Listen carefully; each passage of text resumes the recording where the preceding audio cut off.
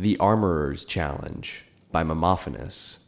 Written around 3rd Era 400. Originated in the province of Cyrodiil. Entered into the Synod Library on the 23rd of Morningstar, 4th Era 453. Dictated by head scribe Cassius Quill to the scribe Maxima Brucius for transcription. 300 years ago, when Kataraya became empress, the first and only Dunmer to rule all of Tamriel, she faced opposition from the Imperial Council. Even after she convinced them that she would be the best regent to rule the empire while her husband Pelagius sought treatment for his madness, there was still conflict.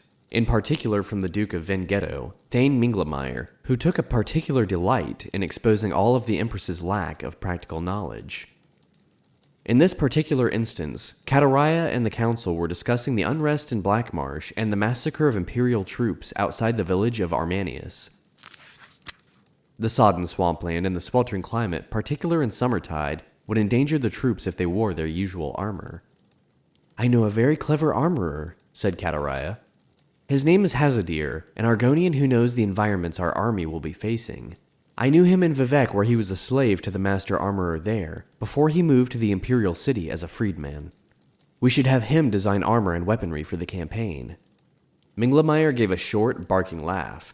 "She wants a slave to design the armor and weaponry for our troops. Sorella Sakis is the finest armorer in the Imperial City. Everyone knows that." After much debate, it was finally decided to have both armorers contend for the commission. The council also elected 2 champions of equal power and prowess, Nandor Barade and Raphaelas Yule, to battle using the arms and armaments of the real competitors in the struggle. Whichever champion won, the armorer who supplied him would earn the Imperial Commission. It was decided that Barade would be outfitted by Hazadir and Yule by Sakis. The fight was scheduled to commence in 7 days. Cyrillus Sakis began work immediately. He would have preferred more time, but he recognized the nature of the test. The situation in Armanius was urgent. The Empire had to select their armorer quickly, and once selected, the preferred armorer had to act swiftly and produce the finest armor and weaponry for the Imperial army in Blackmarsh. It wasn't just the best armorer they were looking for, it was the most efficient. Sakis had only begun steaming the half-inch strips of black virgin oak to bend into bands for the flanges of the armor joints when there was a knock at his door.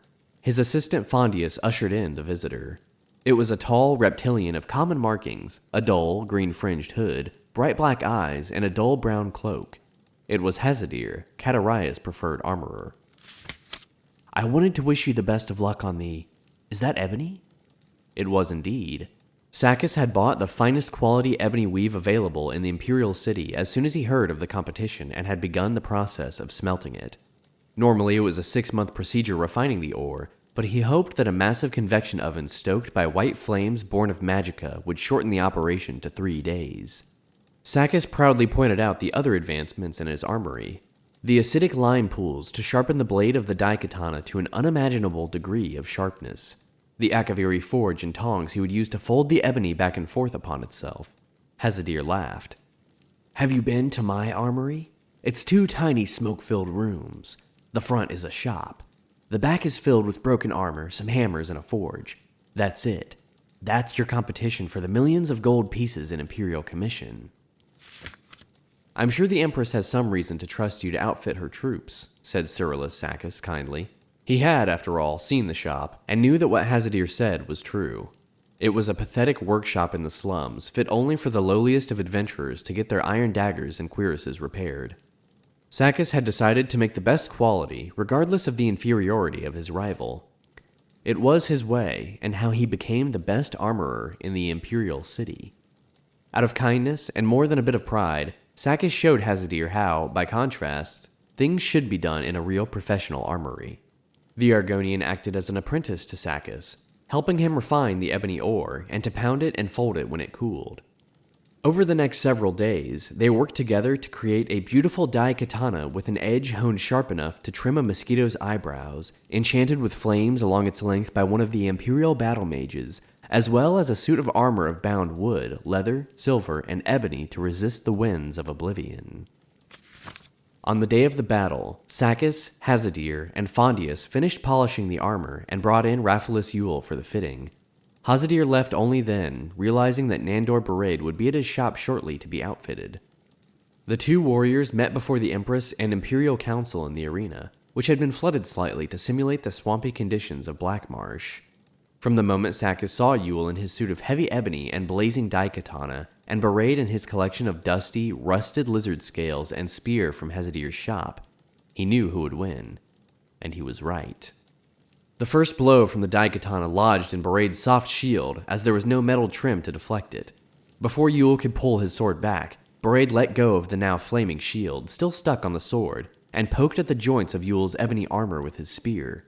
Yule finally retrieved his sword from the ruined shield and slashed at Bereid, but his light armor was scaled and angled, and the attacks rolled off into the water, extinguishing the daikatana's flames.